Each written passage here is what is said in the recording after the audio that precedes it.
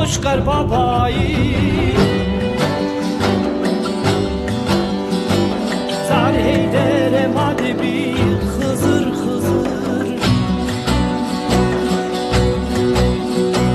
Marik vayir bıkuru goşkar babayı.